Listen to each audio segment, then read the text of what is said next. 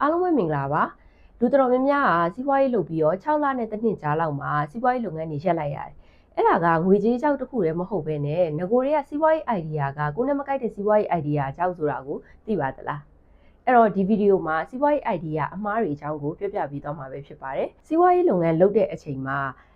ဈေးကွက်နဲ့မကိုက်ညီတာမျိုးတခါလေကြောက်လို့ရှိရင်လည်းဈေးကွက်နဲ့ကိုက်ညီတယ်ဒါပေမဲ့ကိုယ့်ရဲ့ lifestyle personality နဲ့မကိုက်တဲ့စီးပွားရေးလုပ်ငန်းတွေကိုရွေးချယ်လိုက်တဲ့အချိန်မှာကြာရှည်မခံဘူးပေါ့နော်6လတစ်နှစ်အတွင်းမှာပိတ်သိမ်းလိုက်ရတာတွေကိုတွေ့ရပါတယ်ပေါ့နော်လူအများစုကကြတော့ပတ်စံရှိတယ်ဆိုလို့ရှိရင်စီးပွားရေးလုပ်ငန်းတစ်ခုကအောင်မြင်မယ်လို့ထင်ပေမဲ့ပတ်စံရှိတိုင်းလည်းမအောင်မြင်ပါဘူးငကိုတွေကစတင်တဲ့ idea ကပေါ့နော်မှားနေတယ်ဈေးကွက်နဲ့မကိုက်ညီဘူးကိုတိုင်းနဲ့လည်းမကိုက်ညီဘူးဆိုလို့ရှိရင်ဒီစီးပွားရေးတစ်ခုကတာရှည်ခံမှာမဟုတ်ပါဘူးရှင်အဲ့တော့ဘာလို့စီးပွားရေး idea အမှားတွေကိုတွေးတတ်တာလဲဆိုတာလေးကိုဆက်ပြီးတော့ပြောပြမယ်ပေါ့နော်အဲ့တော့ပထမဆုံးတစ်ချက်ကတော့ trend နောက်ကိုလိုက်တာလူတွေကဟိုဟာလုပ်တယ်ဆိုလို့ရှိရင်အဲ့နောက်ကိုလိုက်ပြီးတော့ငါလည်းအဆင်ပြေမယ်လို့ထင်တယ်ထင်ပြီးတော့ဒီလုပ်ငန်းနဲ့ပတ်သက်တဲ့ဒီ product နဲ့ပတ်သက်တဲ့ knowledge လည်းမရှိဘူးအတွေ့အကြုံလည်းမရှိဘူးနောက်ဝက်လည်းမရှိဘူးပေါ့နော်ပြီးတော့ရင်ကြာလာတဲ့ခါမှာကိုကလည်းဒါနဲ့ပတ်သက်ပြီးစိတ်ဝင်စားမှုမရှိဘူးအဲ့တော့အခက်အခဲလေးနည်းနည်းကြုံလာလိုက်တာနဲ့လက်လျှော့ချင်လာတယ်အဲ့ဒီမှာရင်ဒီလုပ်ငန်းကပေါ့နော်ကြာရှုံးဖို့စပြီးတော့ဖြစ်လာတယ်အဲ့တော့ trend နောက်လိုက်ခြင်းကလည်း idea တွေကိုမှားစေပါတယ်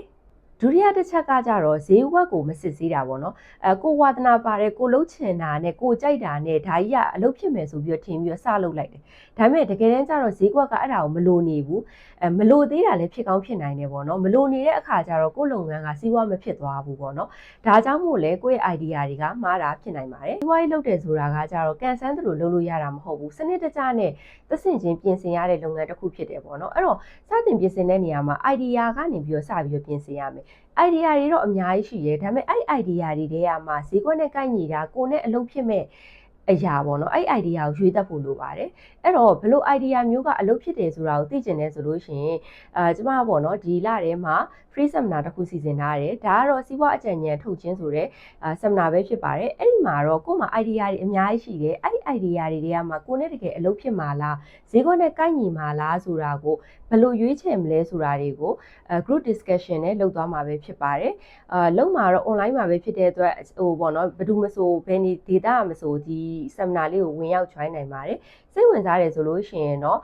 ဒီဗီဒီယိုရဲ့အောက်မှာ link လေးပေးထားပါတယ်အဲ့ဒီ post ကို share ပြီးတော့ချက်ပေါက်မှာဆင်းလာပေးလို့ရပါတယ်ရှင်ကျေးဇူးတင်ပါတယ်